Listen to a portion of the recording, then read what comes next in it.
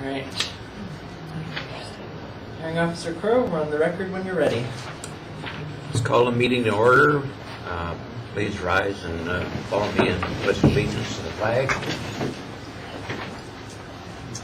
Allegiance to the flag of the United States of America and to the republic for which it stands, one nation, under God, indivisible, with liberty and justice for all. Please remain standing. What I'm going to be doing now is placing everybody under oath before they address the hearing officer today. So when I complete reading your oath, please state I do. Please raise your right arm. You each of you do solemnly affirm that the testimony you're about to give in the matters now pending before this hearing officer will be the truth, the whole truth, and nothing but the truth. I Thank do. you. You may now be seated. All right. So now I'm going to go through the agenda review, and we're going to dismiss cases that are not present this morning. Starting with item number 8, application number 18-10626, Conseco Family LLC, Carlos Conseco, continue to March 24th, 2020, pending receipt of an original stipulation. Item number 9, application number 19-10011, applicant Glenn Kilnick, denied due to lack of appearance. Item number 10, application number 19-10218, number 10, 19-10058, applicant Chin Hong Chin, continue to March 24th, 2020, pending receipt of original stipulation. Item number 13, application number 19-10218, applicant Robert H. and Deborah Bolanis Trust, denied due to lack of appearance. Item number 14, application number 19-10255, applicant Robert Buska, continue to March 24th, 2020, pending receipt of an original stipulation. Item number 15, application number 19-10378, applicant Edward McCobb, continue to March 24th, 2020, pending receipt of an original stipulation. Item number 16, application number 19-10387, applicant Jill Ajoika, continue to March 24th, 2020, pending receipt of an original stipulation. Item number 17, application number 19-10452, applicant Wade Kenyon, continue to March 24th, 2020, pending receipt of an original stipulation. Item number 18, application number 19-10557, applicant Lourdes Yu, denied due to lack of appearance. Item number 19, application number 19-10596, applicant Brian Berzinski, denied due to lack of appearance.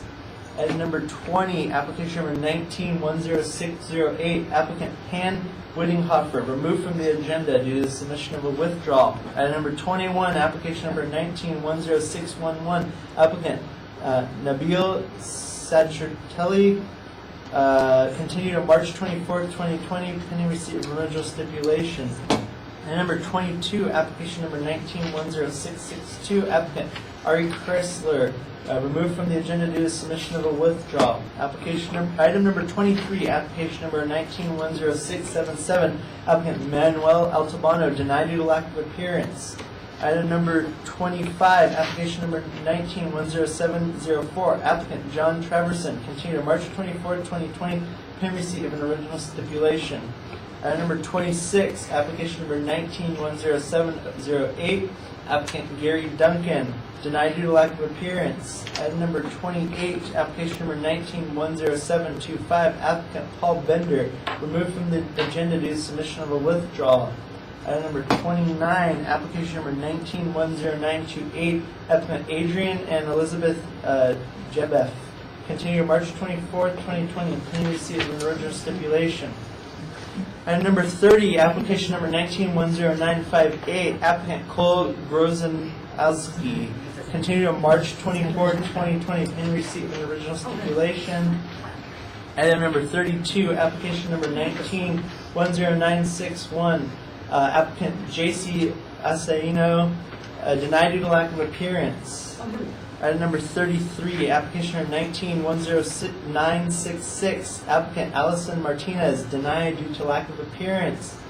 Item number 34, application number 19-10968, Marsha Choice Trust, postponed to October 20th, 2020 due to extenuating medical circumstances.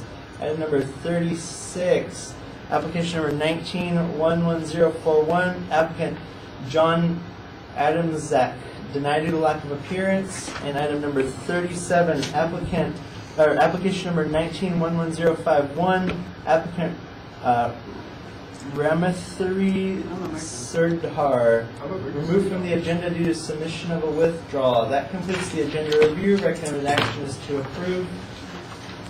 Has anyone here heard their name called? No. Lacking that, I have a motion to approve your stipulation. Thank you. On to public comments. No one here is here for an item that is not on the agenda, so we have no one for public comments.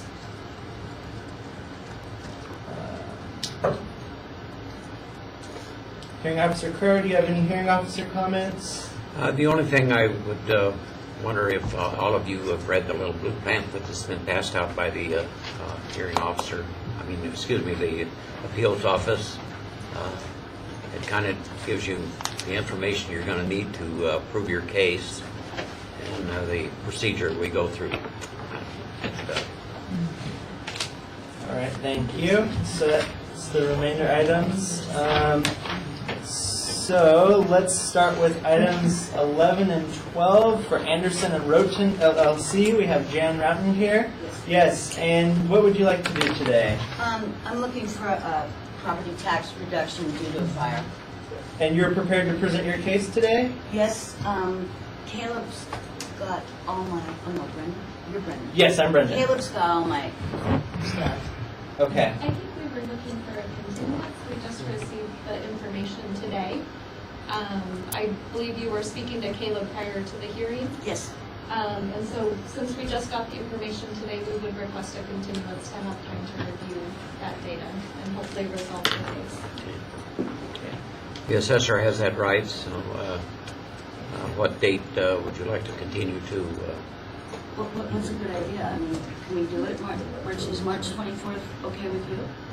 Well, so you just gave the assessor the data today. Generally, they need 30 days to review it unless the assessor is willing to do it in less time. So it would be a crunch for the assessor to do March 24th. Then let's do May 19th. That works great. Okay. Okay, assessor has no problem with May 19th. Caleb, does that mean you're going to be hanging on to the pile? Okay. I'll be giving you back the file after I make copies of it. When? On May 19th? I think we can get it. I can do that today. Okay. We'll Do see. you have anything else? Anybody else pending? You We guys can could go probably do walk that down now. right now and we can make Yeah. some copies real quick. Yeah. All right. Good. I gave this to the applicant already. Do you want to do anything else for them? Right. I CC it here. I can get that to them. Okay, the Okay. Very good. well, the motion has been to move this case to May 19th, and I approve that. All right, thank you. That motion passes. So you're free to go. If you would like to stay and watch the rest of the hearing, you can. But it looks like Caleb's going to go help you get your copies back. All right, you guys. Next, we have item 24. Application 19-10694, Miguel Portillo. Mr. Portillo, it's my understanding you want to move forward today. You're just going to present verbal testimony. Is that correct? Correct, because my truck has been installing all my files, they were gone. And I don't have any other evidence to prove because all the paperwork, it was gone. To the assessor? The assessor's office has all my information. And also, they have all the meetings when I was doing the construction, during the construction, and they missed the date and the final. When I finish the construction, I'm trying to appeal for, the assessments. Right, so the assessor is prepared to present today. It's my understanding that the only issue at hand is the date of completion of the new construction. That's the only thing that the applicant has contested. Do you have any evidence that you can present to? No, everything, it was in my file in the truck, it was gone. They stole my truck and they destroyed everything. Inside, all the papers, they're gone. Yes, I have spoken to the applicant several times advising he should request a continuance and prepare some documentation. He does not want to do that, so continuance will not result in any documentation being provided. So he will only be doing verbal testimony. Well, I'm kind of bound by the evidence that is presented, and if you do not have any evidence, I almost have to rule for the assessor's office. Yeah, I I speak to them and they told me to still come in the hearing. I would suggest you maybe ask for a continuance and see if you can provide some of that information that has been requested. Well, they should provide it a long time ago when I did the application, but they didn't provide anything. Right, the assessor does have documentation to present today with regards to the date of completion. There's either a misunderstanding or a disagreement on what date of completion should be used. Well, you still want to go ahead today with your case? Well, I don't want it to extend it, I just want to get it done today. Yeah, so I recommend we just come back to this as the first Come back, hearing, yeah. and you'll just have the applicant's verbal testimony. All right, so we'll come back to you shortly to hear your case. Next, we have item number 27, application number 19-10714, 225 South F Street Revocable Trust. Barbara Grant, trustee. Ms. Grant, Yes. you're prepared to move forward this morning? I am. Okay, and you have 3 copies of your presentation? Yes, sir, I do. And the assessor's office, are you prepared? Yes, the assessor's office is also prepared to present. We don't anticipate our presentation should take more than maybe 10 minutes. All right. All right, so we'll come back to this as the second hearing. Just finish making my notes on it. All right. Item 31, I think, is the next one. Yes, that's what I have. Item 31, application number 19-10960. Tim Nguyen, and you wanted to reschedule today, correct? Okay, can we have it done today? I have everything. You have, so you're, It was my understanding that the applicant was looking to amend his application to include the value. right, so if you want to, let me hand out copies of your application real quick so we can address this.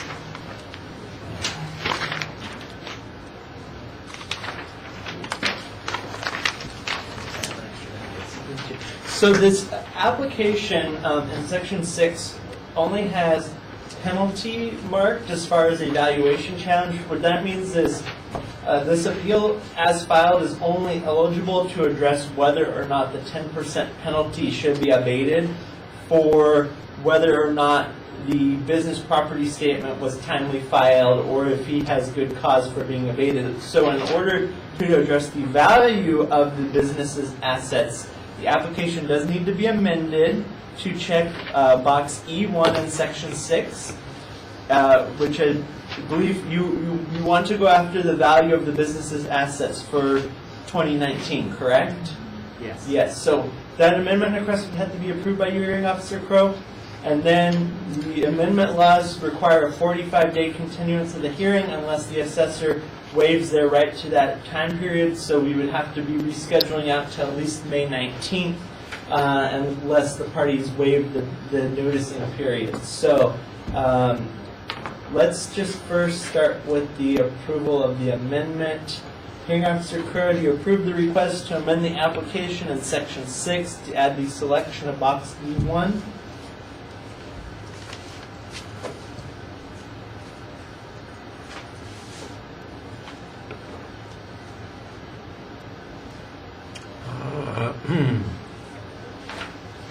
So basically, he's just appealing the penalty assessment, and that's what we're... Well, right, so the amendment request before you right now is to allow him to also appeal the business property fixtures and the assets of the business. So if you approve the amendment request, then he'd be permitted at a future hearing to present evidence on the value of the business assets.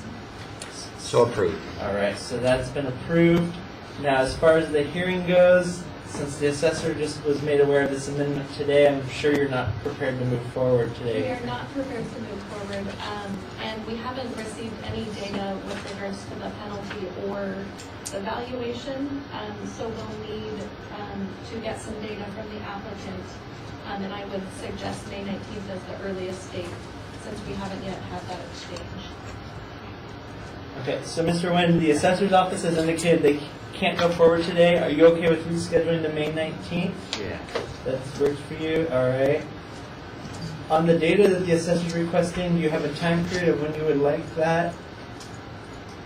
Would it be possible to get the data within the next 2 weeks? So I need to meet with the accessory. If I may speak, so Mr. Nguyen has provided me some information. I haven't analyzed it yet, so I have to get back to him maybe this week. So we may need additional data, we're not sure. That's correct. I don't have, I believe some of the assets were repossessed. Is that what I'm understanding? Yes. So the applicant may have the information in his packet that he's given to me. I don't have an answer for him right now. I'm on the spot, so I'd have to get back to him tomorrow. So maybe we could request that any additional data be provided within the next, say, 3 weeks. That'll be added to the motion, yes. All right, Yeah. so the current motion is to continue to May 19th, 2020 with the proviso that the applicant will provide the assessor with any additional data within the next 3 weeks after it's been requested. Approve? So approved. All right, thank you. So you're all set. Just work with Todd between now and May 19th, and if you have to come back, we'll see you on May 19th. Thank you very much. All right, that takes us to item 35, application number 19-11037. Applicant is Laura Clifford. Ms. Clifford, are you prepared to move forward today? Yes. All right, and you have 3 copies of your presentation? Yes. All right, to the assessor. The assessor is also prepared to move forward today. All right, so we'll come back to this as the 3rd hearing. And last is item number 38, application number 19-11052, applicant Matthew Newman. Mr. Newman, at this time you're requesting an extension, is that correct? Yes. All right, do you have a preference of the dates? We'll go May 19th. All right, any issue with that on the assessor's end? Yep, that works for us. And do you want the data within a certain amount of time? Do you still need data? Yes. Whatever documents you can find, we'll say, what do you 3 usually? weeks. 3 weeks. Yeah. Or, yeah. Just to be consistent with the last case. Yep. You think 3 weeks So is 3 enough? weeks to send it to you or bring them? Oh, just to send it to me. Okay, well, Do you think you need more than 3 weeks? 'Cause I know no, you said no, you I'm gonna needed get on it, but, there's an email. Yeah, I'll Okay. get you. Alright. So motion to It's to continue to May 19th with the proviso that requested data be provided to the assessor within the next 3 weeks. so moved. Alright, thank you. So that completes our agenda run through, so let's just get started with our first case. Mr. Portillo, if you'd like to just wheel your chair up to the desk here and get comfortable.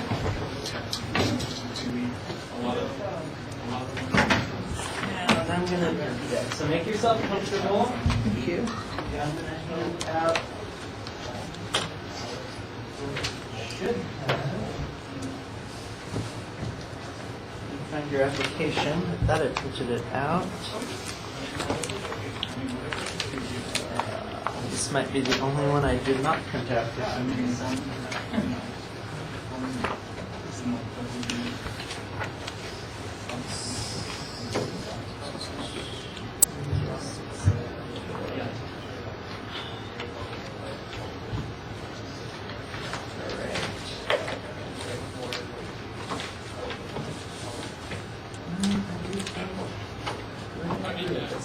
There it is. Okay. I knew I looked at it. Got too much stuff on my desk.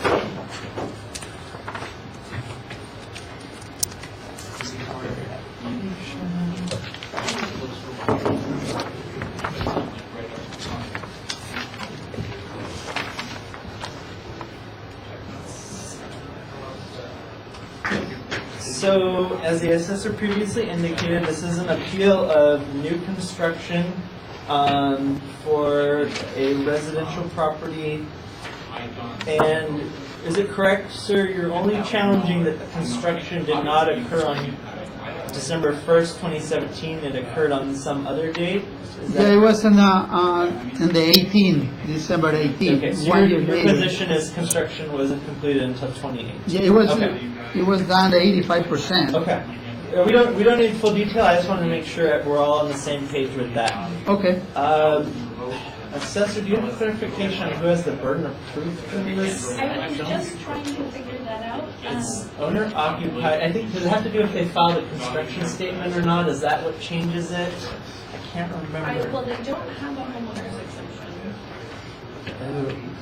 Well, because it was a newly constructed. Sir, you marked that you lived in the property. After you completed this, did you move into it as your primary residence? No, No, so you don't live there? no, I don't live You there. haven't ever lived there, okay. Thank you for clarifying that. On the application, you had marked right here on page 1 in section 3 that you were occupying it as your primary residence, so. All right, I think Which I is made a just mistake. fine, we've clarified that now, sometimes that I gets, think that clears up the burden of proof. okay. So it would applicate, would have the burden of proof. Okay, so what's gonna happen, sir, is first you're gonna present whatever you want, and then the assessor will have the opportunity to ask you questions, and then the assessor will present their case. So if you wanna just go ahead, I know you only have verbal testimony, so the hearing officer who's making the decision, so go ahead and make your case to him. Whenever you're ready. Well, the thing is, it was only the completion date, as well, and also I'm trying to avoid the assessments. It's all I'm fighting for, nothing else. It was like over a $500 difference. Now, this is new construction. Do you had building permits, I assume? Yes. And were they signed off by the city of Ventura? Yeah, they did. The way they work is like if they sign you up, if the completion sometimes is not done completely, they can sign you off. And that's what happened. They signed me up before I did my driveways. Besides, I did my sidewalks, and they signed me off. They said, "No, they're ready. We're done," and they signed me off right before. So the improvement was actually finished as far as the structure itself, the home? Yeah, inside there were details they need to be done, but they said, "Joe, you need this, you need that," like a painting, and they still sign me off. Yeah, is that in your statement? Yeah. Yeah. Okay, assessor?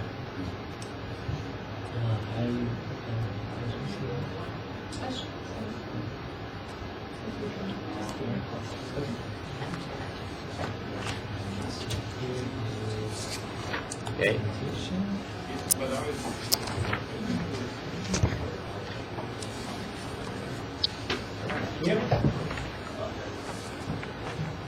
Right.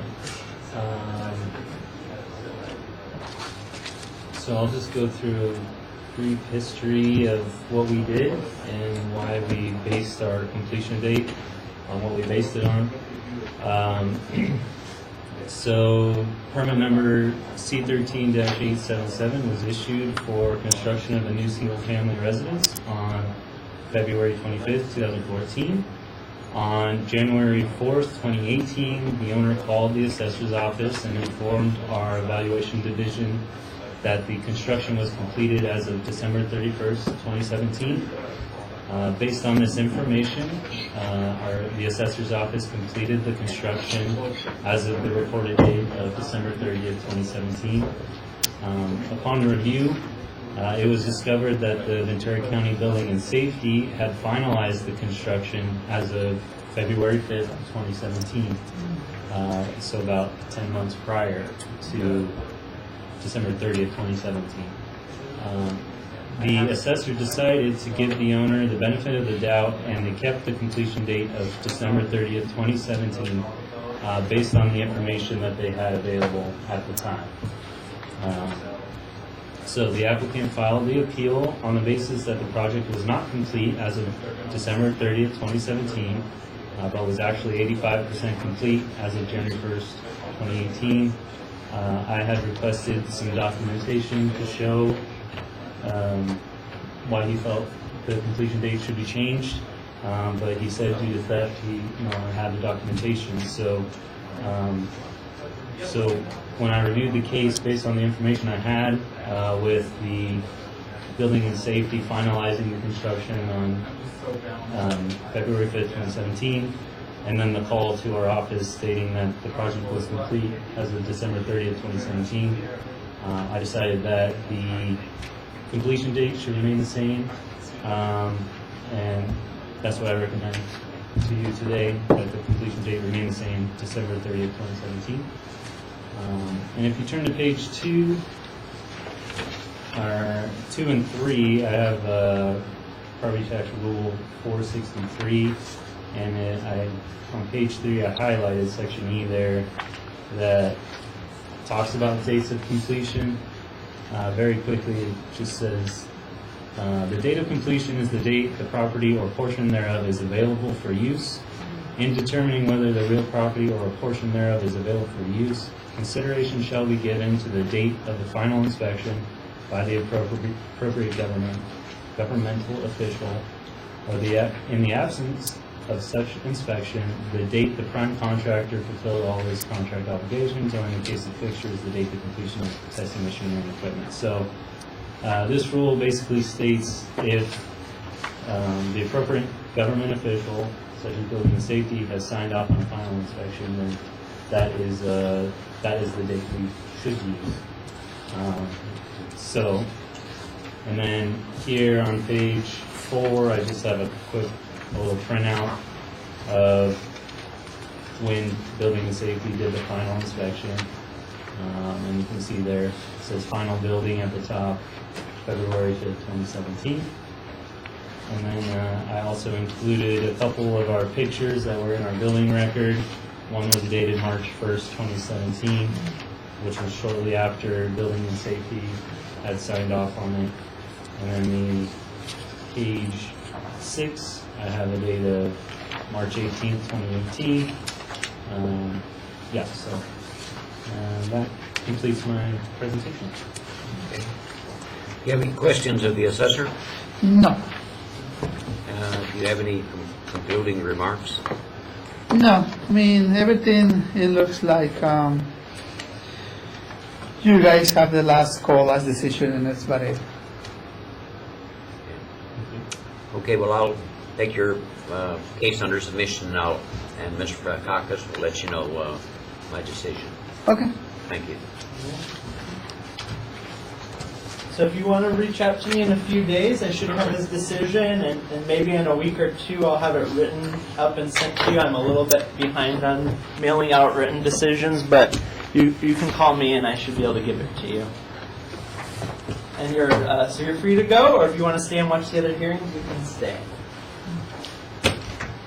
Alright, so next up we're going to have Miss Grant, if you want to come take a seat at the table.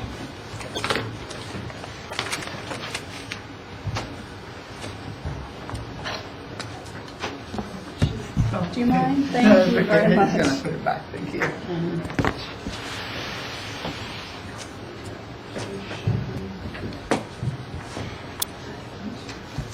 Good morning. Thank you.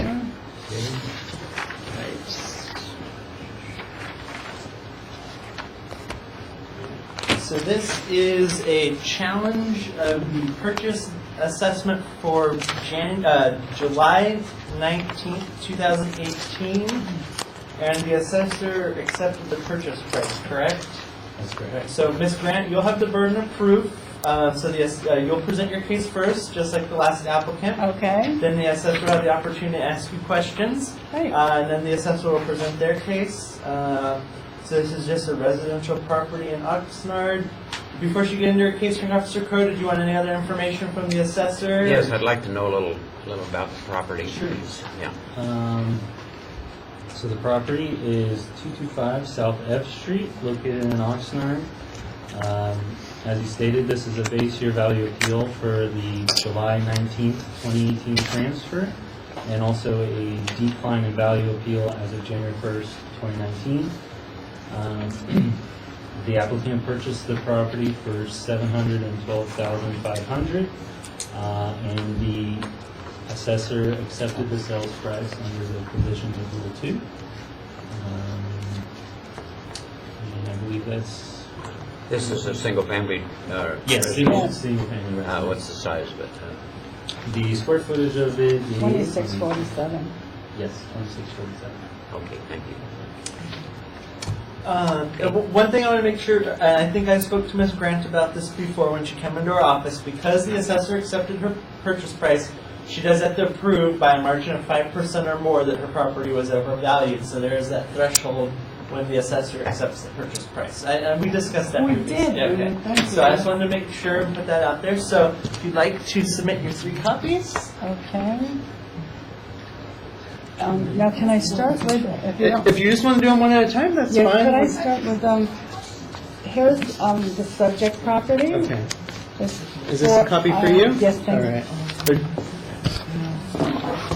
And then if we can start with decline in value, if you don't mind. Thank you. Okay. And then, do you want these now? Yeah, it'd be easiest just to Okay. hand them all out now. We'll get them all in order. Okay, and you can talk about that's them when for you face want. value. Or you can leave them quick if you want. So, I can each is see- one packet. Right, Got so it. that way. One packet it's a little here, easier. one And packet one packet there. there. And is that everything? It is. All right, so go ahead and give the hearing officer an overview whenever you're ready. Okay, so I purchased the property for $712,500. And I believe that the, well, first I've included the subject property printout of the MLS details. So we could probably use that for both the decline in value and the base value.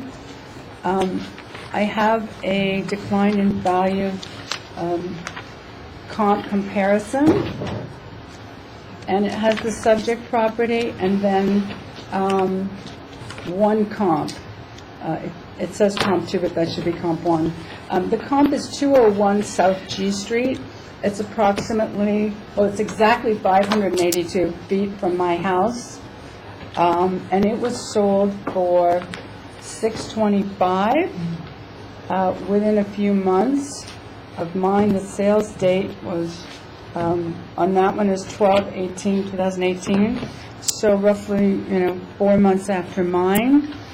I believe, and attached to the decline in value market evaluation is that comp on G Street. So if you wanted to look at any details of it, it's extremely similar to mine in the following ways. It's a 2-story. It's a Craftsman. It's almost behind my house. It's in the Henry T. Oxnard Historical District. So I believe it's a good comp for this. It was built in 1923, mine in 1912. The lots are almost identical. Mine is .33 of an acre, and the G Street comp is .32 of an acre. So I've put a net adjustment at the bottom here of $31,000 negative for the G Street home. Because that house is on a corner lot and it has excessive traffic. It's on the G Street and 2nd Street. So there's substantial noise and traffic there. And then I deducted $1,000 because that's a 2-car garage and mine is a 1. And so I've noted under subject property, it says under garage area, not 3. For some reason, the assessor's office has it listed as a 3-car garage. Mine is a 1-car garage with a separate workshop on one area, which has a little separate door. It does not connect to the garage. And then on the other side of the 1-car garage is a little storage room. It doesn't have a car entry. It doesn't have a garage door. And each of these three little items, the middle item being the one-car garage, has a rolling carriage house sliding door, and I have pictures here if you want to refer to them. Let's see. Let me see if they're under the base file. So I just need a moment.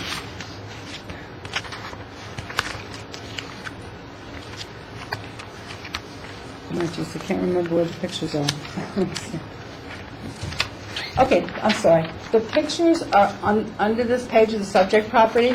The garage pictures are on the reverse. And you can see that there's a door on the left, which has X's on it. That's a one-car rolling carriage house door. Now, there's a wall between this storage room. This is the storage room. There's a wall here. There's the one-car garage, and this simply slides this way. On this side, there's another little door that matches this. It's similar. It's paneled, and it goes into a tiny, tiny, like, little workshop area. There's nothing in there. It also is separated by an interior wall. These were all built separately. So although the assessors noted it as 3, it's actually 1. I also have pictures of it here showing my car, and you can see that it takes up the whole place. We need reference of that. So for my property, I've deducted $5,000 for that.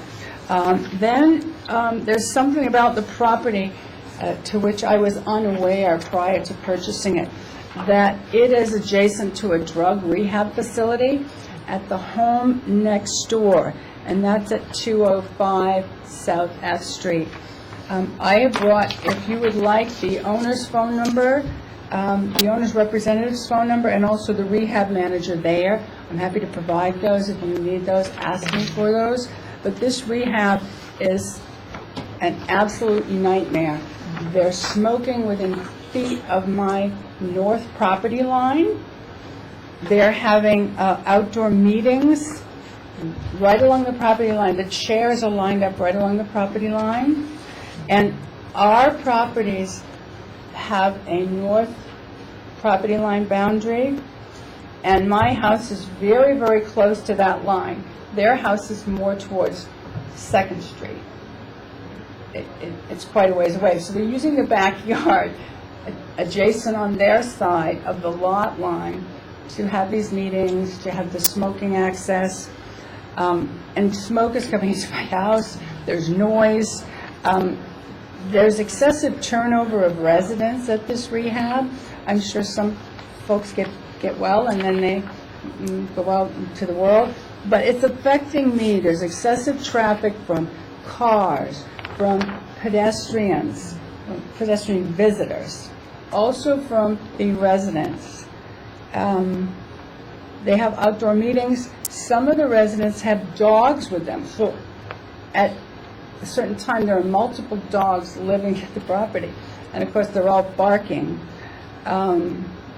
Anyway, those are nuisances that I was unaware of when I purchased the home. There was no way I could do my due diligence on that because it's a private facility, meaning it's not listed with the state of California. So it doesn't have to abide by certain rules. But it is a nuisance. I've asked for the smoking to stop. They ignore me. I've asked for, corrections on some of these things. They just ignore me. So I have adjusted the price on my property in the following ways: $5,000 for the garage discrepancy and $65,000 for the lot attributes, the traffic, the nuisances from just the rehab, $65,000 respectively. So therefore, my total net adjustment on my property is $70,000 with an adjusted sale price of $642,500. So therefore, I believe that just based on this, that I've met the burden of proof that I need to show that my property has to be valued 5% or less. Correct, Brendan? Is that? Yes. Is that the correct way to word that? There has to be the value has to be 5% or Okay, less. so this value, is clearly in excess of 5%. It's more like 7%. 6.5, I think it's 6.5. So that takes care of the base value. And then the next, the decline in value. The next one I have is the base value. I've submitted 3 comps for these, and I know there might be some issue with my house is zoned R2, the 3 comps are zoned R3. However, they're the same type of house. They're very close. One is about 580 feet from my home. The other one is 0.3, and comp number 3 is 0.5. I've used these because they're most similar to mine. They're Craftsman. 3 out of 4 of these are single-story. They're all built on or about the same time. Comp 1 is 1912, Comp 2 is 1915, and Comp 3, 1905. So they're all the same type. They have roughly the same square footage with the exception of Comp 1. Comp 2 is at 545 West Fifth Street. I put this one in, and if you wouldn't mind looking at the sheet on the last pages, there are pictures of the interior, which are almost identical to mine interior-wise. So that's why I've included this, and I have made a zoning adjustment, monetary. If you look at the picture here on the bottom right, you'll see it's all hardwood paneling. There's copper ceilings, all hardwood floors, plate rails, picture rails.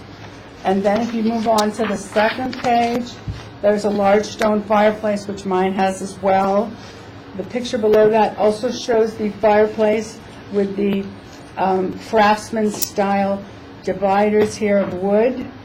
And you can see the built-ins, the windows, the beamed coffered ceilings. These are all almost identical to my home. And on the third page, more of the same. There's built-in pantry, built-in in the dining room, built-in in this room here. And then on my property, if you go to the last page of this subject property, you can see, the second page, you can see that my home is almost identical in the interior. It's the same separators of the 3/4 high partition Craftsman wall, the hardwood floors, the wood boxed coffered ceiling, the built-ins, the 3/4 height paneled walls with the plate rails, the chair rails. I have a stone fireplace as well that's similar to that. So I believe, based on that, and also that makes it a good comp because of the interior is almost the same. So that's how I've come up with my values. And so for the base year, again, I valued it, adjusted sales price at $642,500 based on the substantial issue and rehab. So I've taken that into consideration. Do you have any questions? Assessor, you have questions?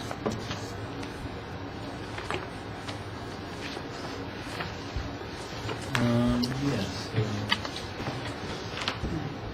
You mentioned a discrepancy in The garage. Here's a picture of the garage, a large picture. And here's the one-car garage with a rolling door. Right. Did you allow the assessor access to your home to verify their building record? They did not ask to come verify the garage. If they would like to come verify the garage, I'm happy to set up an appointment, but they did not ask to come verify the garage. In fact, I just discovered, and this is the reason, I just discovered this mistake when I was preparing these documents. So that's another reason why that just came to light now. Okay. So I understand that's your testimony that we should only value a one-car garage, correct? Well, Because there's only one place you can put the car. Do you disagree with the square footage we have for that building? Did you provide any documentation that it's a different square footage, or is it just that it's, you can only park one car? I can only park, this building here is separated into 3 sections. There's a wall interior-wise here and here. There's a storage room, there's 1-car garage, and then an empty little workshop. So I haven't measured the interior of the garage. My 1 car fits in there. If they want to come and measure it, they can. All I know is, I noticed that there were 3 cars, and I have 1 car. It's not that big of a deal, I mean, compared to the rehab. I was just pointing it out. I noticed they have 532 square feet for the garage. I'm sure it's not that, but I think the rehab is what substantially affects my property in a negative way at a minimum of 6.5% from what I paid. And you bought it through a broker? I did, yes. The broker didn't measure the garage, though. The broker was given this with the same details that you have, although this says a 2-car garage on here. You go to, let's say, garage. If you go to the bottom, it says garage capacity 2. So you see there's a discrepancy there as well. But that notwithstanding, at the point of purchase, I didn't know what the assessor records were. Again, I just discovered this literally a couple of days ago, the difference between the 3-car and the 2-car. So I would have no way to know that prior to purchase. Okay. Did the assessor ask for a site inspection though of the property? The assessor asked for a site inspection, and I was unable to accommodate because I'm only able to take off so many days a year, and I also had a stroke and I've used some of those days, and then I had taken off this day. And I can do it on a weekend, I can do it on a Saturday and a Sunday, which is fine.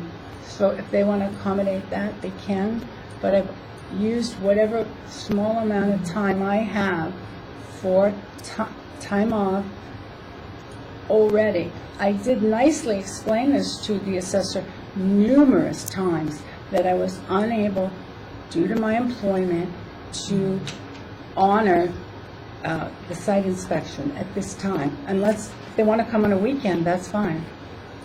Okay.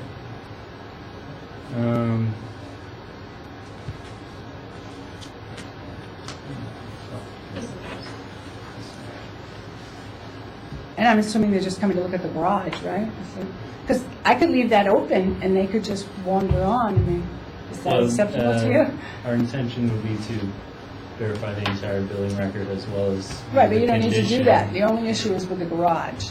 So I'm trying to facilitate this. Like, I could leave the garage open. The only discrepancy we have in building records is for the garage. I can leave the gate, driveway gate, and the garage open, all 3 areas. He could go in and measure. He could go in and have at it while I'm not on the property. And you also mentioned the condition of the property as well. The condition is as I bought it, as it was in 1912, with the exception of many, many years ago, I think in the 30s or something, 40s, they had done over a bathroom. The home, interior-wise, and the garage is as it was, 100 years ago. The house is as it was then. Okay. There have been, I have done no improvements. I've done nothing. So, Does that conclude your it testimony? does, yes. Yeah. So the assessor,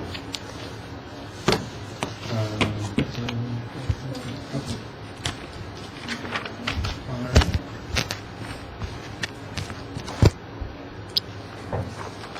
yep. Thank you.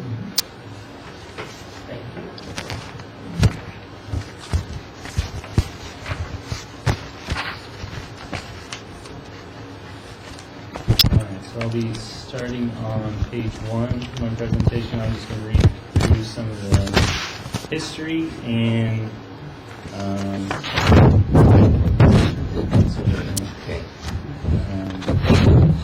so the subject property was purchased on July 19, 2018 for $712,500. This value was enrolled as fair market value and established the base value for the property pursuant to Revenue and Taxation Code Section 110.1B.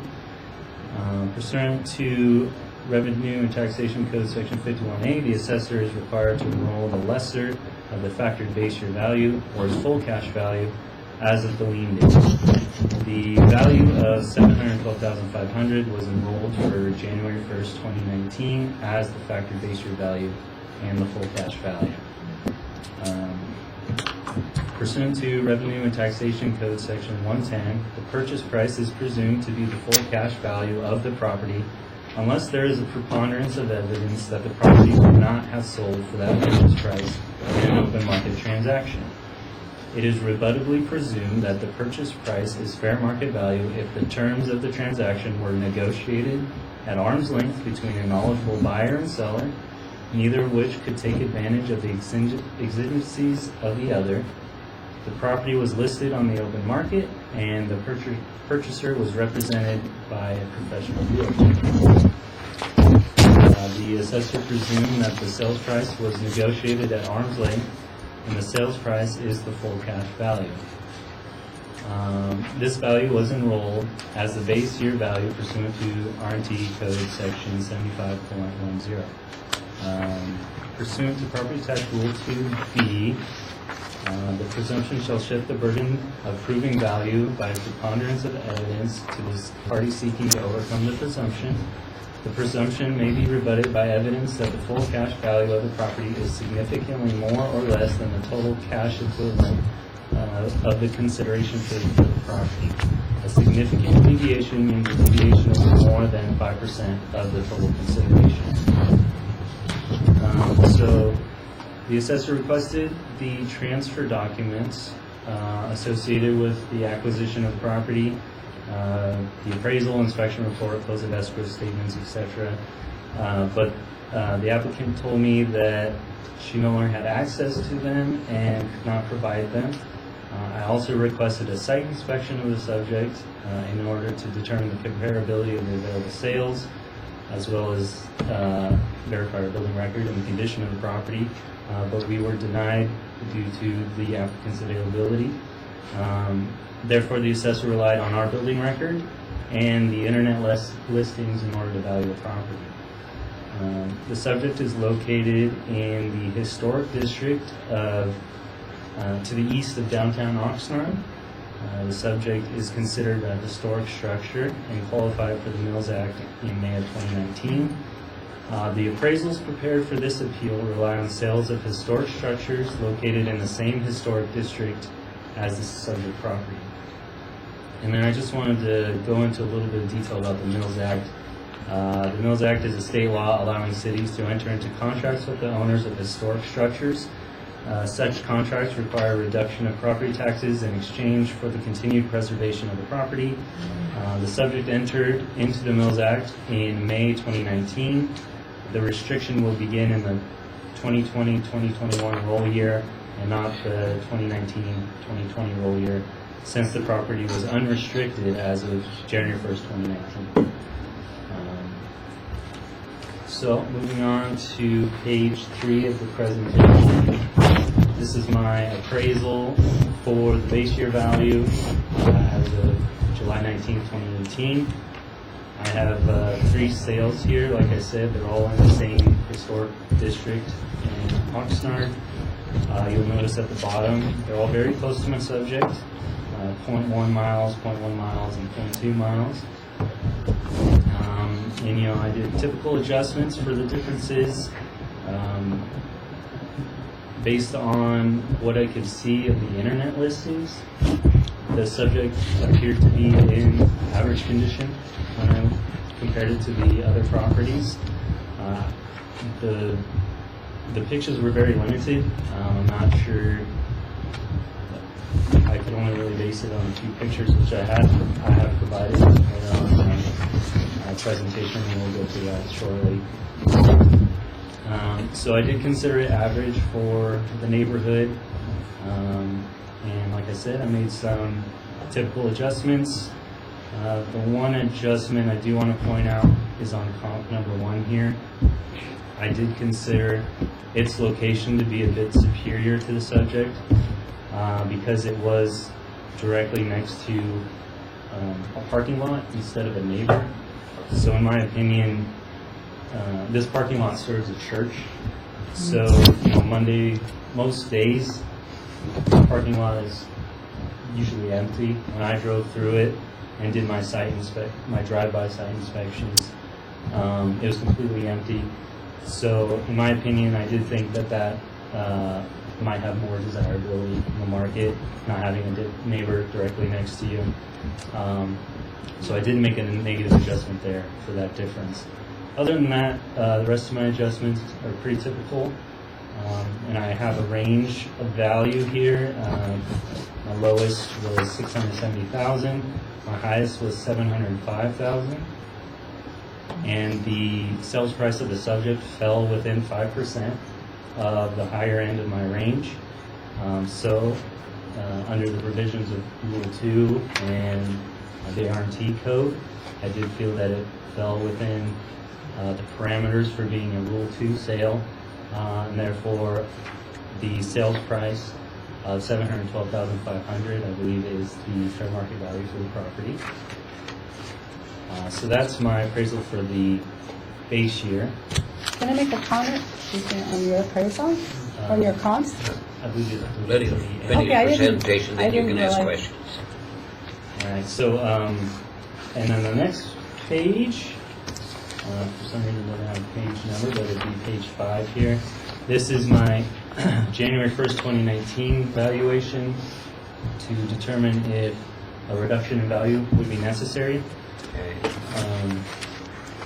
Yeah, it doesn't have a page number on it, but it is page 5 here. Yeah, that one, yeah. So comp number 1 is the sale of the subject on July 19, 2018. I felt it was the best comparable. And then I have 2 comparables to support that.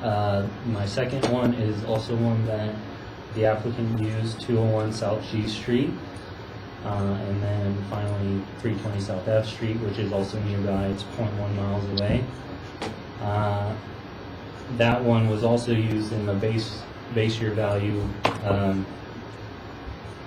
appraisal, and that's also the one that received the reduction for being next to a parking lot. Based on this appraisal, I got a range of $618,000 as the low, $712,500, which was the sale of the subject. I felt that the subject was the best comparable. It fell right within the range. So I did not see a reduction for January 1st, 2019. So I kept the base year value at $712,500, which is also the sales price of the subject for January 1st, 2019. Turning page 6, these are my maps for the 2 appraisals. The top one is the base year.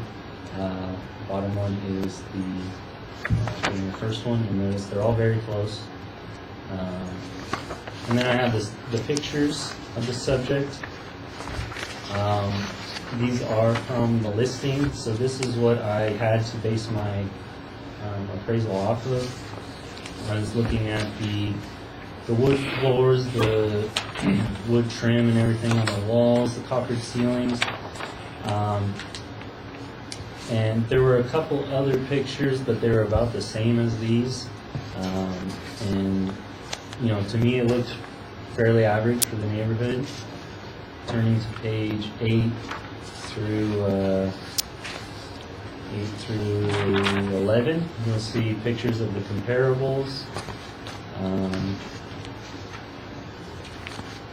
And you can look through those. I felt that they were pretty similar. And then page 13, I just have some listing information here for the subject property. And that is also from my packet. So in conclusion, go back to my conclusion here. The property was listed on the open market, and the applicant was represented by a professional realtor. The assessor enrolled the negotiated purchase price as the base value for the property. The sale of the subject is considered the greatest indicator of value for January 1st, 2019. The assessor believes the burden of proof has been met and requests the board sustain the enrolled value for January 19, 2018 purchase date and the January 1st, 2019 lien date. And that concludes my presentation. Okay. Do you have any questions of the assessor? Yes, thank you. You mentioned the property, your comp 1, 320 South F Street, and that property has a similar issue as mine. This is adjacent, as you mentioned, on their north property line by the Catholic Church, which has a large parking lot, which is within feet of this house, and that is full on and off 5 or 6 days a week. There's substantial parking in there. It's normally filled, and there's traffic with people, the newspaper vendors there. I'm bringing this up because my home has a substantial issue with the rehab factor. And although I purchased my home with a professional realtor, that notwithstanding, I was unable, and the realtor would have been unable, to know that there was a rehab there. There's no sign. You wouldn't know unless you went around the neighborhood and knocked on every door and said, you know, who lives here, are you a rehab? You just wouldn't know that it's there. So I was not able to know that prior to purchasing the house. I understand that you've accepted the purchase price. The last thing is that your photos prove my point, that the home, my home, is in the same condition it was in 1912. I mean, there it is. That's how the interior looks. So I believe that interior is most equal to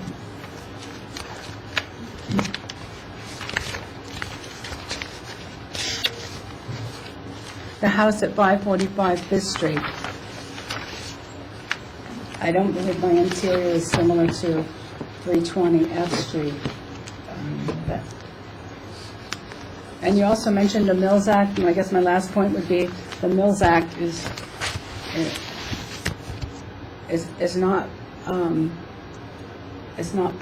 part of the, it's not relevant to the meeting.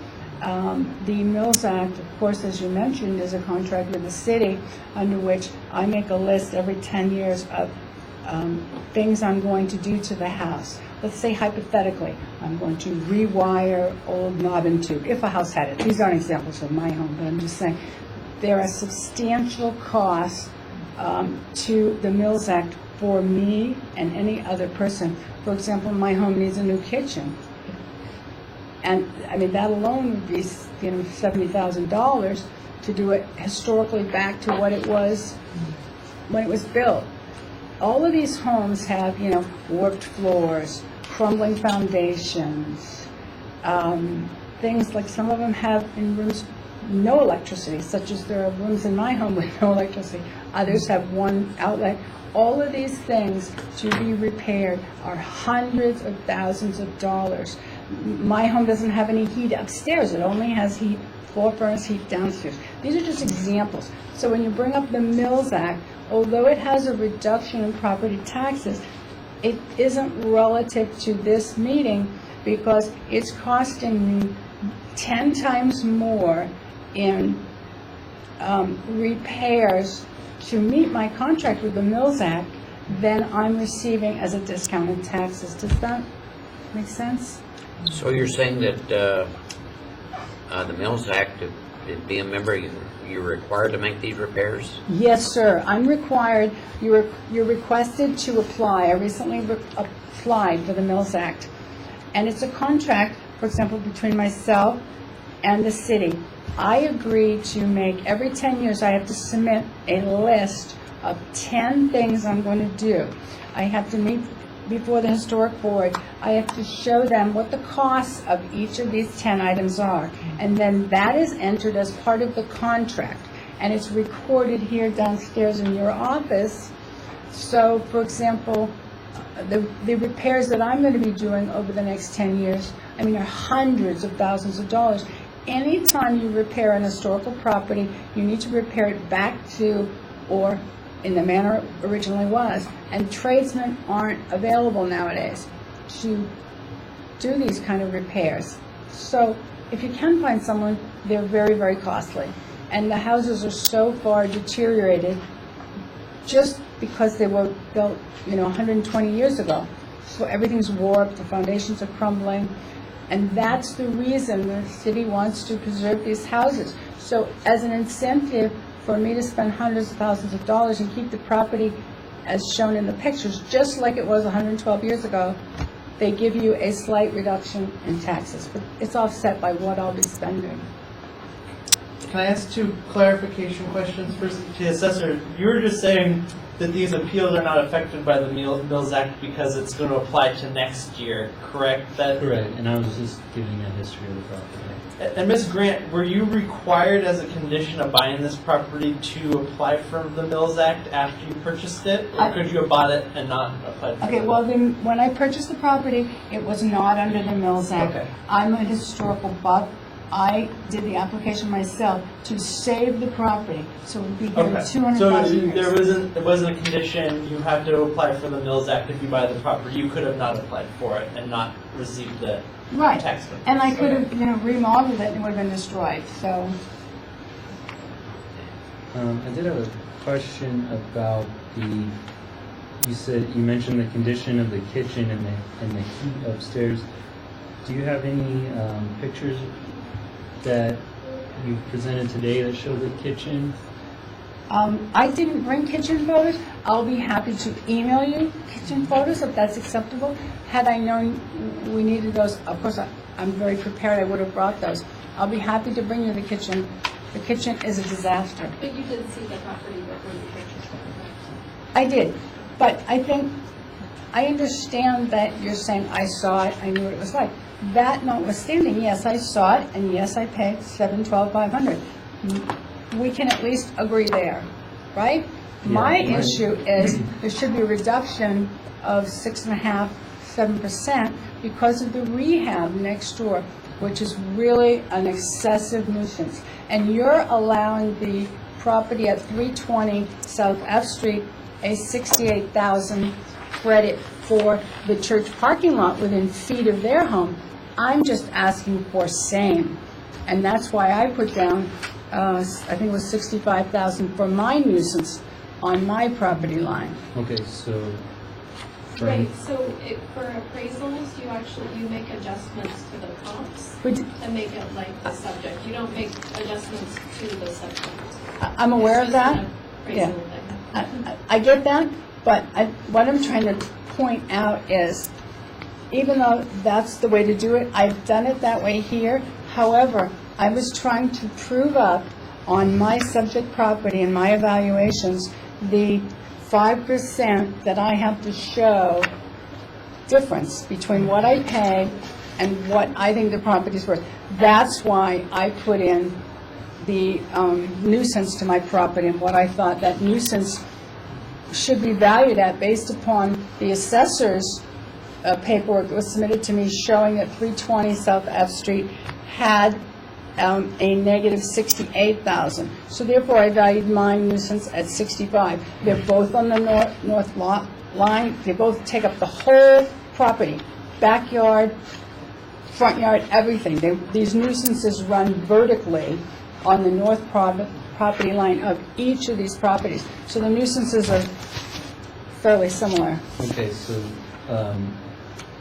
for comp number 1, are you saying I should remove the $68,000 adjustment in order to make it more comparable to your subject? I'm not saying that. What I'm saying is, I noted 65,000 on my base and on my decline in value appraisals, because this nuisance at 320 South F Street, you've deducted 68,000. I had to do two things. I had to show the burden of proof of why I felt my value is not $712.50. And the rehab is why I've applied for this adjustment in value. And that's why I put the 65 on mine, because there's an almost identical issue with the church parking at 320. Okay, And so comp, you feel my comp number one is a good comp for yourself like that? I don't feel that's a good comp, but Can I clarify, Ms. Grant? So the assessor, you're saying the applicant's property is worth $68,000 less than Comp 1 because hers is in a worse location, right? That is So- my adjustment. So based on what if Ms. Grant's position is that Comp 1 is just as bad as hers, you would actually have to remove the $68,000 reduction, resulting in the That is- adjusted sales price going up, and then That's that would what be I- just. yeah, that's so what I'm it's- trying to It's not a understand. good position for you to say you're the same as Comp 1, because the assessor's saying you're worse than Comp 1, we should remove value. I think there's a misunderstanding. When I'm noting the 68, I know that that's a worse location there. They're saying it's a better location. Okay, I don't agree with that. This comp is on the corner. There's a parking lot that runs to the north border of 320 South F Street, which is filled. There's traffic from the church. It's the church parking lot. I don't believe that's a good comp.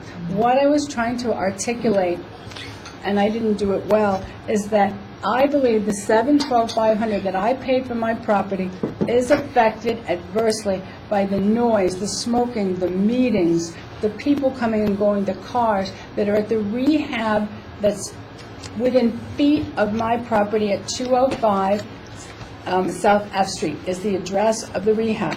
Now, your comps notwithstanding, I'm here today to prove that point, and I believe that 65,000 is a fair adjustment. It proves my burden of proof that had to be at a minimum of 5%. Is that your conclusion? Yes, sir. Is that your, Yeah, my conclusion's the same. Feel that, the property was on the open market, represented by a realtor, that had a negotiated sales price, and that's what the assessor enrolled for base year value on July 19, 2018, as well as January 1st, 2019. But that's without anybody knowing, you, the realtor, myself, without anybody knowing that the rehab was next door. Now that we've all discovered that, it's negatively affecting the property. When I go to resell it, I'll have to disclose that. It's going to bring the value of my property down should it hit the open market in the future. how long has that rehab center been there? I don't know. I've been at the home almost 2 years in July, and it's been there that long. But there's no sign out there. And the realtor didn't disclose this to you? Okay, the realtor would have no way of knowing either, because, frankly, I'm better at buying and purchasing homes than a realtor. No offense if you're a realtor, just because I do a lot of due diligence.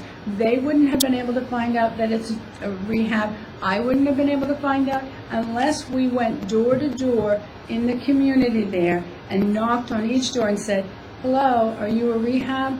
Hello, are you a hospital? There's just no difference in the use for that building visually. It's a one-story Craftsman. It's enormous. There would be no reason for me to assume that that house was a rehab. It's what they call a residential rehab. It's a rehab within a home. So there was no way I could have known this. And if I did, I wouldn't have purchased the home. Okay, I guess that concludes. I'll take your argument under submission. Thank you, sir. Mr. Bakakis will let you know about my decision. Thank you, Assessor Ford. Thank you. Thank you. So if you want to call me in a few days, I should have the decision, and once I get around to it, it'll be mailed to you as well. Thank you, and you always are so great, so professional, so helpful, thank you.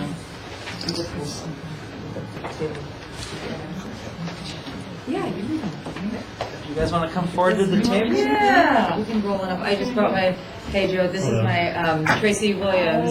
They're my new real estate agents that we're working Oh, with. okay. If we decide to do more real estate, but she's been helping me with this, so that's who she is.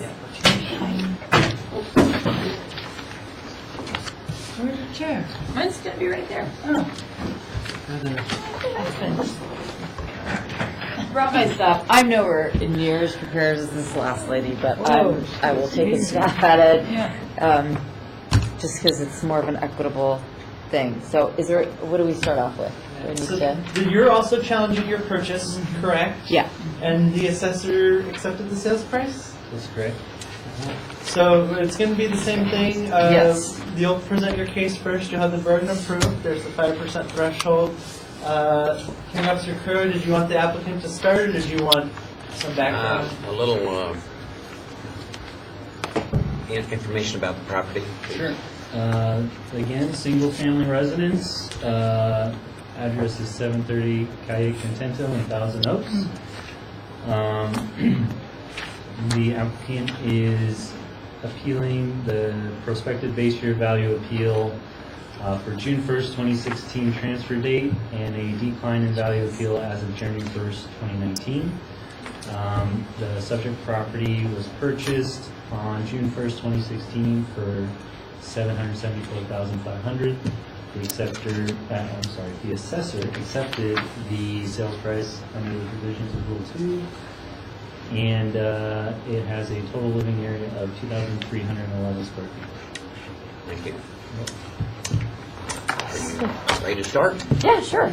Do you want me to pass out packets first? If you would, Okay, please. so Okay, is this sure. everything you want to present? Yes. All right, so this one to the assessor, and I'll take the picture. Because I might have, I mean, I could have gotten some other pictures on the comps like that lady did. I didn't think to do that, but we can just discuss it. I mean, I think the issue here, you know, as I had, you know, as Joe and I had discussed at length, is the property that we purchased. First, it was an emotional purchase. We needed to be out of our current residence. My husband had a work truck. We had an HOA. We couldn't stay at our old property. So we did rush into things. It was a random real estate agent. There wasn't a relationship. So after the fact, we were kind of kicking ourselves when we saw what the other properties had gone for. But nonetheless, it was what it was. Once we got into the property, I don't know that my argument for the decline in value in 2019 is where I really want to hang my hat. The only reason, like I'd explained to Joe, that I had an issue with that is because I thought that the purchase price in 2016 was off. And we needed to get the loan, so the appraisal, you get an appraiser, it matches up to the loan. But it's a really unique property in that it goes up this private driveway. The private driveway is really a shared easement between 3 separate parcels, or it's 4 lots that are on top of a hill, on top of a cul-de-sac. There's not really a maintenance agreement. I guess everybody just will kind of fix it if there's anything wrong with it. So it's not private, but it does provide an element of privacy, which is nice. But there's also power lines that are obstructing the view in the front and the view on the side. So that wasn't something that I really even noticed until we got into there and started living. So it does have a view, but it's an obstructed view. It's got 30,000, it's a weird property, which is why I'm giving you all this background so you have an idea of it in your head. It's a very strange property in that it's got 30,000 square feet of the non-interior space, but it's all rocky hillside and sediment, and it all goes down. So it requires maintenance and fire clearance, but I can't do anything with it. I can't garden, I can't clear it, it's not permitted, it's all sloped. So I included some pictures in that. And I mean, Joe was appreciative of that fact when we discussed it on the phone and when he came out and did the appraisal and said, okay, I'll give you 10,000, usable square feet on the outside instead of the 30, because the 30 is ridiculous. It's just dead stuff everywhere that looks pretty for maybe 2 months a year when there's winter grass. So it's an odd property to find a comp that works because we've got such a huge lot size. We've got an interior that's not 2-story, and it had been built in 2007, but it wasn't necessarily like all modern and upgraded. I mean, it was carpet, it was painted peach. I mean, we had to do a lot of things aesthetically to improve it. So when we were going through the comps with our new agents, we came up with what's on the first page here. Well, okay, so I'll kind of explain what I did. Okay. So on the first, so I have all the property specifics here for you to look at. That's just the sales price and just the property profile, because since I'm presenting the case, I thought I was charged with making sure that you had those. And then the second one that says CMA report, these are the comps that Tracy and Scotty had pulled for me when we were discussing the property value. Do we move, do we not move? And we were looking at these, and you know, again, unlike the lady that was here before, I can't tell you, you know what, my property's like this one. Because none of these properties are like my property. They're either two-story homes, or they've got a pool, or they've got less square footage, or they've got more square footage on the outside. So it was really hard to find something that was exactly comparable when I was going through the profile characteristics. They're all within a mile. They're all within the requisite time period that the county assessor's office required. And they all line up to a large degree in square footage and in lot size. So, you know, and I know in the blue pamphlet it says, you know, tell us what you think it is, don't just give us an average. My understanding is that in assessing fair market value takes into consideration the entire market. So, you know, of course, if it's going to be, you know, if I'm going to advocate in my interest, I'm going to pick the lowest ones and say, oh, it's exactly like these, right? But there's other properties here too. You know, but I think it's really clear from this list of comps, we paid top of market for anything that's comparable within a mile within this period of time. And when Joe and I were discussing his appraisal, which he'll present to you, he said something about not being able to consider properties that weren't built in the same year as ours. So ours was built in 2007. And all of these properties and these comparables were built in the 70s and 80s. And the thing is, if you flip to this next page here where I have the highlights, that's a line item that was prepared in the appraisal that I had when I built the property. There was nothing in 2007 that sold in that year. Everything was built in the 70s and 80s. And I guess my blooper, based on the last presentation, was I should have printed out pictures from Zillow or whatever of these properties that were built in the 70s and 80s so you could see. But they still have vaulted ceilings. They have either synthetic wood floors or real wood floors. They don't look like they haven't been upgraded since the Brady Bunch era. Like, there's been improvements. There's been, like, on literally almost all of them, they're in pretty much the same condition as mine. I think there were one or two where they had those nasty fluorescent lights where the bugs get trapped inside, but for the most part, it still had like tile floors, it had some carpet, it had some wood, but it didn't look like it just hadn't, nothing had been done since the year of construction. So that's why I included that page. Oh. And with the highlights. And then I guess the only other point that I have in terms of my presentation, so I have some pictures for you, and it looks pretty right now because we've got our winter grass, but just so you can see the sloping hillside and the obstruction of the view with the power lines. The green pictures are just the slope so that you can see, as you know, as I think the county's assessor's office acknowledged, there's dead trees and there's ground cover that grows, but there's nothing I can do with it. And then this fun little leak detection thing that I included here at the end was, we couldn't have possibly known this when we got the property, but you know, when we were out of town, the second year of owning it, one of the service lines from the main leaked and it was all over. They had to call the Department of Water to shut it off. I had to repair that. It was $2,000. $2,000 is not 5% of the value, but it's something that sucked, so I decided to throw it in here. And then last but not least, I just put this in for your consideration. This is the adjacent property next door. Joe, you know, went to great lengths to explain to me how the valuation process works. And so one of the things that was frustrating to me has since been dispelled since my conversations with Joe. But in a matter of equitable consideration, I would ask that you also consider these facts, just in terms of what my property is valued at and this property. This property is right next door to us. It's vacant land. It's the same, it's on the same 1, 2, 3, 4 that are attached to the private driveway. So that's under construction right now. That property, when it was sold, it had permits, it had everything that was required for building. It was build ready, was at $233. The land was valued at $233. My land is valued at $533. Joe explained to me that, well, once a property has a structure on it and it's got the permits in place and it's set up for utilities, there's more value. So you can't just do a land-by-land comparison. That makes sense to me. I understand that. So, you know, I said, please come and do an inspection, whatever. But to think that my property, because there's a structure on there that I'm already getting assessed for, and because it's buildable, that it's $300,000 more in value than a property that literally sold the same month as mine, which the raw land was $233, that just seemed to be a really big bit of an increase, because I saw the property taxes that the prior owner was paying, and then all of a sudden, because we paid this inflated purchase price, now my land is valued at 533 or something like that. So to me, that part just didn't make sense. And again, I just included it as an equitable consideration when you look at the paperwork and decide what's fair. So that's why that's there. If you're like, why does she have this lot 3 there? And then there's pictures of the vacant land, so you kind of have an idea of what it looks like.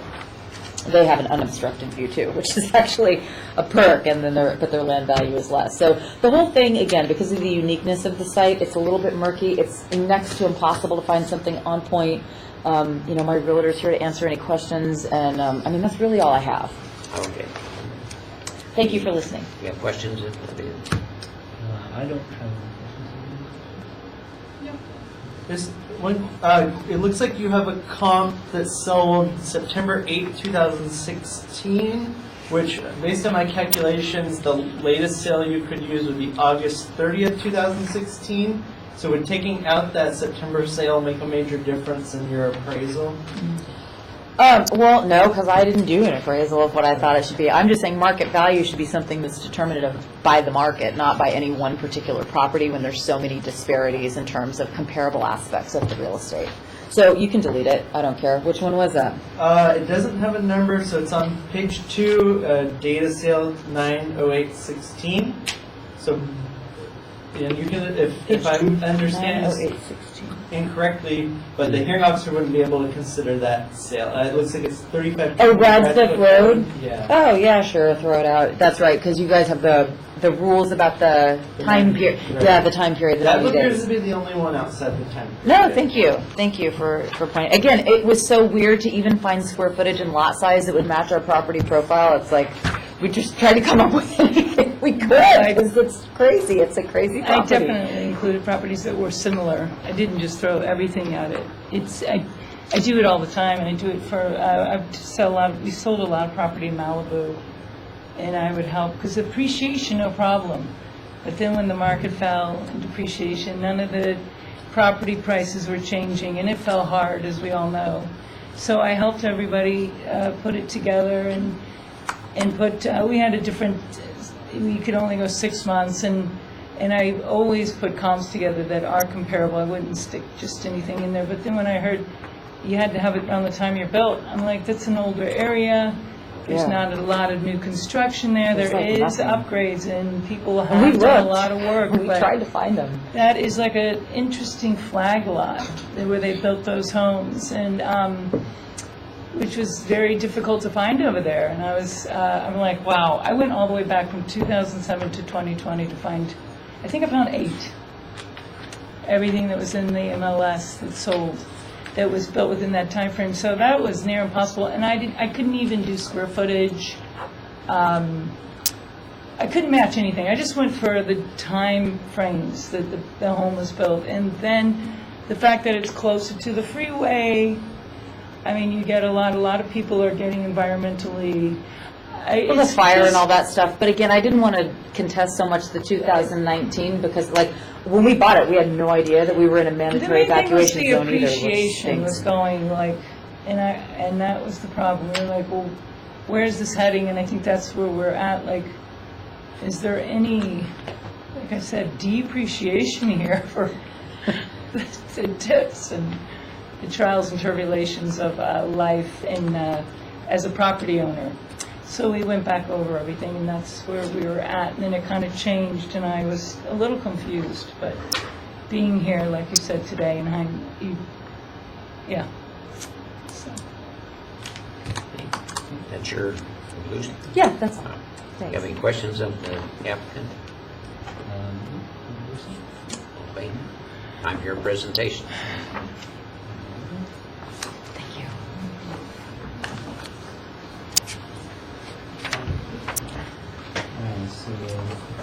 My presentation will probably echo a lot of the same themes that the applicant presented. First, I'll run through some of the legal information and history. The subject property was purchased on June 1st, 2016 for $774,500.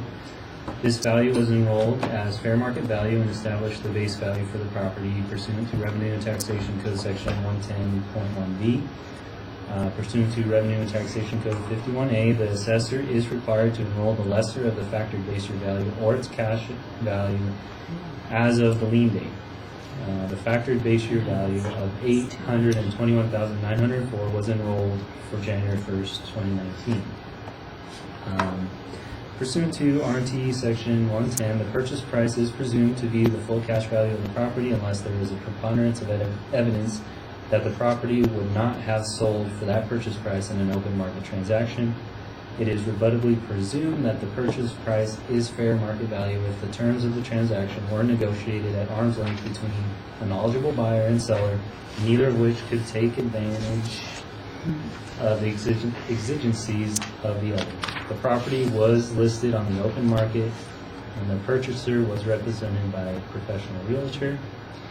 The assessor presumed that the sales price was negotiated at arm's length, and the sales price is the full cash value. And then the subject is located north of the 101 freeway and west of the 23 freeway. The subject is nearby Sunset Hills Country Club and California Lutheran University in Thousand Oaks. So that's the general location of the subject there. If you turn to page 3, this is my evaluation as of June 6, 2016. Like the applicant mentioned, this property was built in 2009. It was 2007. Oh, it says 2000. Oh, sorry. Yeah. That's right. It was. We have an effective year of 2009. Generally, what that Does means that is. affect the value? So in this case, what happened was, our office generally does the effective year when the property started being constructed, and then when the year build is when it was actually completed. So here we have an effective year of 2009, but year build of 2007, like you said. And there's not a lot of properties that have sold with similar year built, like you said, as well as having a similar square footage and lot size. So I did have to expand my search in order to find ones that I thought were comparable. The subject is considered a custom-built single-family residence. And generally speaking, we try to compare custom-built properties with other custom-built properties. In this case, there wasn't a lot out there for the subject. So I did rely on tract properties like the applicant did to value the property. And when I did do the site inspection and look over it, the subject did look pretty similar to most tract properties. So, it did seem to work to compare it to tract properties nearby. So what I found was the first 3 here are tract properties, and you'll see their year builds: 1996, 2015, 2015. These ones were the ones that I thought were the most comparable. I tried to stay as close to the year built as I could, and these ones kind of bracketed the year built. The square footages were similar. I did make adjustments for the differences, normal adjustments there. Instead of using the total lot size, I did rely on usable lot size, because like the applicant mentioned, most of the hillside is unusable. So I relied strictly on the usable lot size. And that's what I compared it to on the properties here. Also, right below that, you'll see the view. The subject does have a view, and I agree, it's a very obstructed view. Not really a view of much. You kind of get some hillside and canyon. You see Moore Park, Yeah, Moore Road. It's really on one. You can hear the freeway. Yeah, it's really on one side of the building, and there's really only one room that takes advantage, maybe 2 rooms that take advantage of the view. The rest of the house doesn't really have, like the living room and kitchen, you're not going to see much of the view at all. So my adjustment for the view, I did recognize it, but I did use a very small adjustment to recognize it. And then the rest are all typical adjustments for the differences.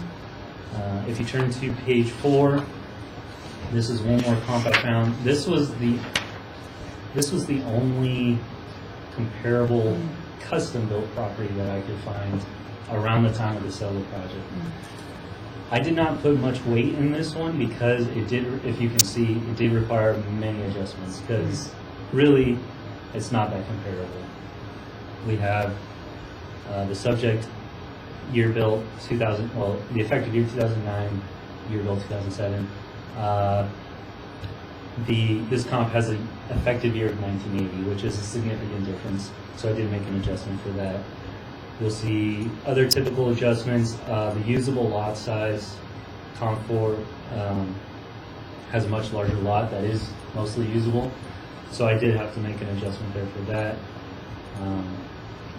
And so, like I said, I didn't put much weight in that one because I did feel it was the least comparable, but I wanted to at least get one custom-built property in there to try and compare to the subject. But I did rely more on the tract properties because they were closer in year built, and as well, the subject property does look more like a custom-built one rather than, I'm sorry, a tract property rather than a custom-built one. So I felt that that was appropriate. If you look at my range, I have a range at the low end of 780,000, and my high end is 927,000. The sales price falls just below my range, within 5%. So I did feel it met the provisions of Rule 2, and so we did accept the sales price as fair market value. So that's my...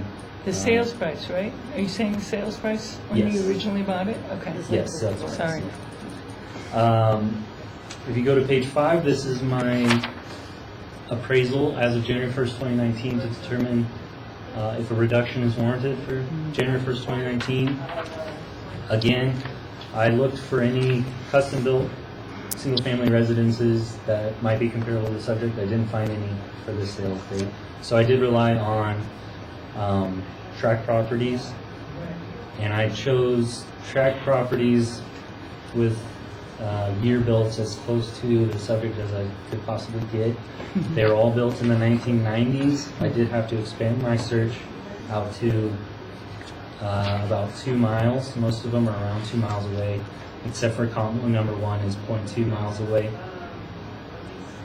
Again, I made adjustments for the typical differences,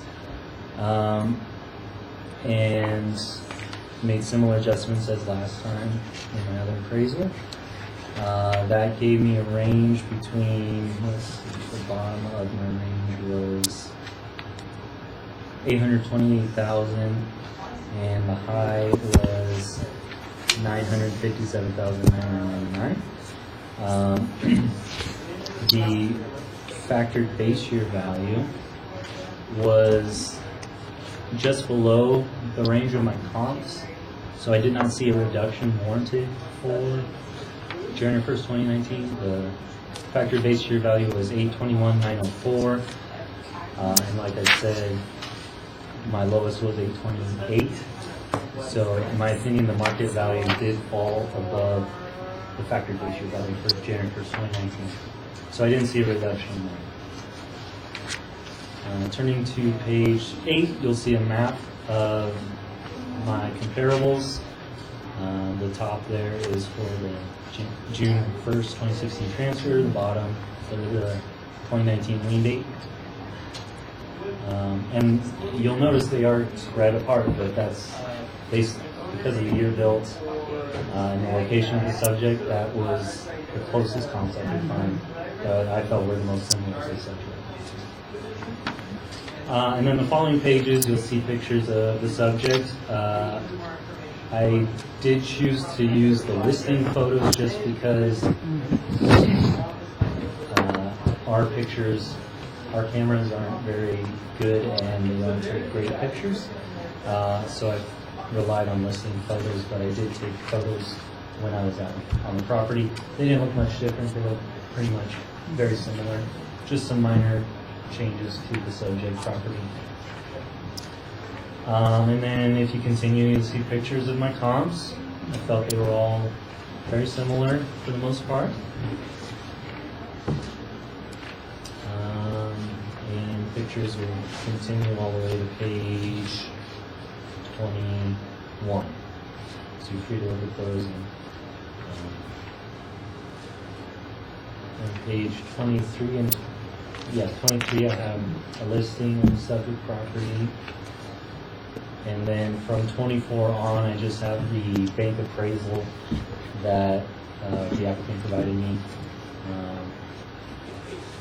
And one thing I did want to mention is I did review the applicant's comparables that she provided. I believe she provided all the ones you saw today. And really the main issue I had was I didn't feel that properties that were built in the 1970s and 1980s were truly comparable to a property built in 2007. So for that reason, that's why I didn't use the comparables that she had provided me. I wanted to make sure I got as close as I could in the year built, because I felt that those weren't truly comparable to our subject. And so, in conclusion, the property was listed on the open market and the applicant was represented by a professional realtor.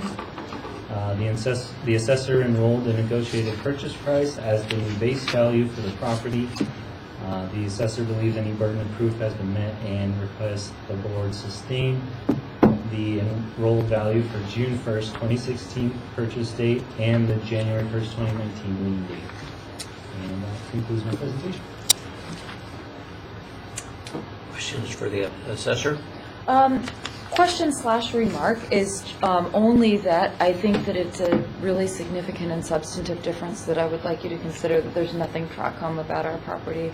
There's no benefits that you get from living in a track facility. There's no maintenance. There's no association. There's no benefits of using a pool, a spa. It looks like it on the outside. We also had it painted and all of that stuff as soon as we bought it. But on the inside, like I think the pictures will show, the original pictures from the listing price, there's like nothing track-o-me about it. So, but to your point, it's like, okay, well, how does the house from the 70s match up? And again, I wish I had gone on Zillow, and I'd be happy to, if you want to consider additional evidence, to print out what these properties in my list of comps look like, because they don't look like Brady Bunch houses. They look like, like I said, they've got the wood floors, they've got the tile, they've got the overhead recessed lighting. So they're not all crappy houses that I'm trying to say mine is like. So I think that's a significant difference that is worth consideration. And then I guess the only other question I had was, does the track home? Oh, well, I already pointed out that the only reason the 2019 is of issue is because the 2016 value is off.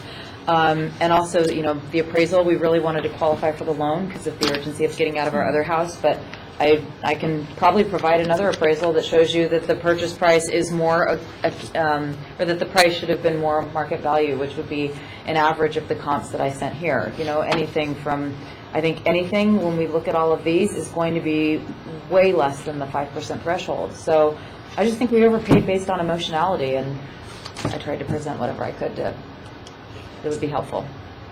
Did you have any questions or anything for me, or? I had a remark. Being in Malibu, you got Park Avenue to Park Bench. So when an appraiser comes out, oh my gosh, talk about being really hard to appraise a property. And it's quite similar because of the year hers was built and everything like that. But the fact that that other house is being built, I know you're talking about 2016, but that, I guess, like I said, appreciation, but that will definitely bring down, you're going to have more, right when you come up, all that open space is gone, that house is right there, I mean, you saw it, right? Oh, the the lot next That's to going us. to be a nightmare coming up and down that, because you've got, how many other houses? 4? Well, we've already got, there's 4 houses, there's 1, 2, no, there's just 2 other houses on the tract, and then there's the one that's going to be built now. And it's a 2-story home with 4 or 5 bedrooms. He's using the entire lot I for mean, house. that's, which sucks. I'm not the construction, I'm not even, but eventually that's gonna be a very interesting area that I The think shared would driveway affect a easement? Yeah. buyer, for sure, for my clients. And then I would didn't never, whenever I submit properties that I've given her, I know you guys are smart, I would never submit anything that was junk to you guys. I mean, I did the best I could, like you said, it's hard. Yeah. It was like, oh my Yeah, gosh. if I could just say, my point about the year built, I'm not saying they're older, bad condition No, no. homes. What I'm saying is, like, even with routine maintenance and updating and that sort of thing, a house built in 2007 and a house built in the 70s, they're going to have different economic lives. Absolutely.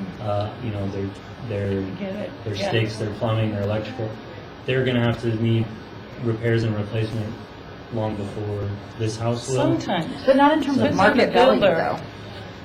So that's I got a what, new that's house what and I I had was to trying fix to everything. address with the year built.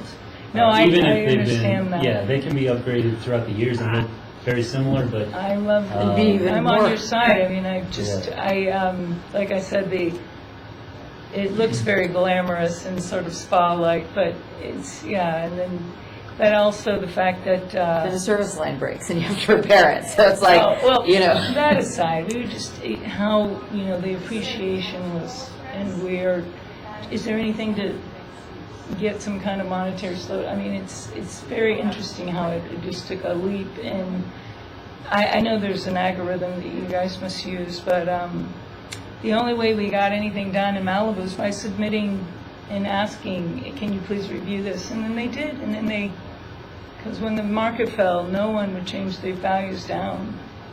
And then everyone was coming to me and said, we just submitted the paperwork, and they looked at it, and we went to review, like you said, and we went over everything. But Malibu is, nightmare trying to get the right comps. But you go further outside your area, and I wish I would have, I could have But looked yeah, at we that better. wanted, that's the thing, when I didn't know called how far. the assessor's office too, they didn't tell me anything about year built, they just said that it could only be within a mile, and it had to be these months for 2019, and it had to be the same month that you sold it for 2016, and it needed to be comparable in lot size and in square footage. So with those variables, like, we had a hard enough time finding stuff, so then when you bring it, if you're gonna factor year built into it too, it's like, oh, forget it, like, there's just not one out there.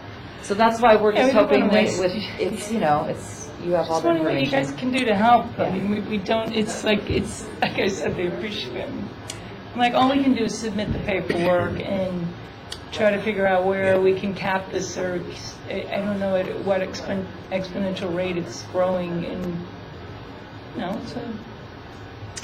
Okay, well, I Just guess one- everybody's concluded. Yes. Yeah, So thank you.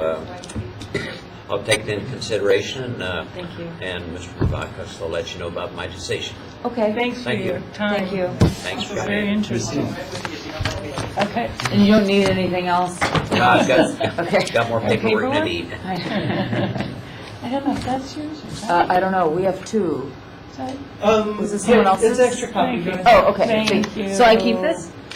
Keep whatever you want, yes. Yes. Oh, well, Sorry, ma'am, I didn't get your name, but you did speak on the record. Can you give me your name? yes, one more- Tracy Williams. TRACYWLLIAMS? Yes. All right, Yes. thank you. I just have to keep that in the record for everyone who provided testimony. Thank you. Okay, so hearing Officer Crowe, time is 11:19 a.m. if you'd like to adjourn the meeting. The meeting is closed.